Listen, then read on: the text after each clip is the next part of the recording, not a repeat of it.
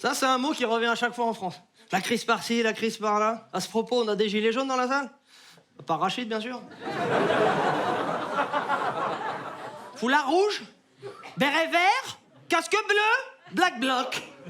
Ah, j'ai peut-être mal formulé la question. Qui est satisfait de son pouvoir d'achat par applaudissement dans la salle? Vous êtes gilet jaune. À la base, la crise des gilets jaunes, c'est parti de quoi? Le prix de l'essence. À un moment, ça frôlait les 2 € le litre. Mais normalement, à ce prix-là, tu le sers avec un petit palmier, une petite rondelle de citron en terrasse, au soleil, tranquille. Oh, boire ou conduire, j'ai choisi, je veux une cirrhose, moi. Ça, avant la grande classe, c'était d'avoir une belle voiture. Maintenant, juste tu roules. Putain, l'enculé, il a réussi à démarrer. Et sans acco, mais il se la raconte, celui-là. Ça doit être un directeur commercial en porcelaine. C'est toi, Pascal, enfoiré. Il prend l'autoroute, il me nargue en plus. C'est ça, casse-toi, nouveau riche, parvenu, on se reverra, t'inquiète. Allez, pousse la voiture, Rachid, on rentre.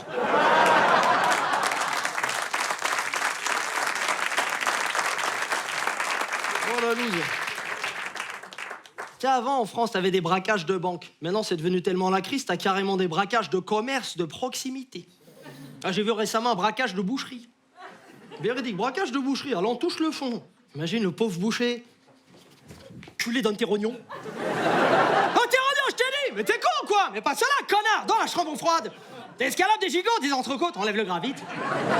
Mais passez pas, imbécile, c'est un braquage. Il est con, quoi, celui-là. Mets-moi des os pour mes chiens, vite, vite. Bon, maintenant, tu vas me doubler les sacs parce que je suis à pied, là. Là, tu es dans la maxi-loose. Mais ça, les amis, c'est rien, ça. Hein, c'est juste chez nous en France. Quand tu regardes dans l'épée à côté, c'est encore pire. Hein. En Espagne. Messieurs, dames, en Espagne, c'est tellement la crise, ils t'ont carrément inventé une école de prostitution. Véridique, mon pote, école de pute. Tapin et tapasse, normal. Donc moi, je me suis dit, qui dit école de pute, dit prof de pute. Mais qui dit prof de pute, dit salle des profs de pute. Mais c'est quoi les conversations, salle des profs de pute? Oh, la petite Svetlana, une éponge, mais elle avale tout. Mais c'est génial, ça. Et c'est sorti les doigts du cul, du sien, oui.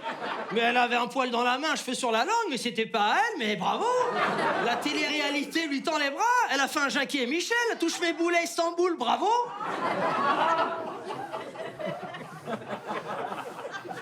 Laissez-moi tranquille avec ces conneries, là. Voilà, tu la sens, la vraie crise, hein? C'était d'ailleurs un des thèmes du premier spectacle, messieurs, dames. On avait traité la crise en faisant un petit sketch sympathique sur nos amis les mendiants en Rome, je sais pas si vous vous souvenez. Alors à l'époque, ça fait une petite, très grosse polémique. En fait, j'avais fait une promotion chez Laurent Ruquier, tu sais, son émission du samedi soir. Et t'avais sa chroniqueuse de l'époque, Audrey Pulvar, elle était venue au spectacle. Et dans l'émission, elle m'a dit...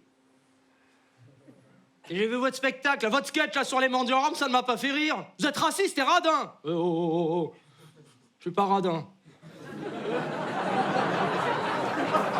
Ça va, je ne suis pas venu me faire insulter quand même.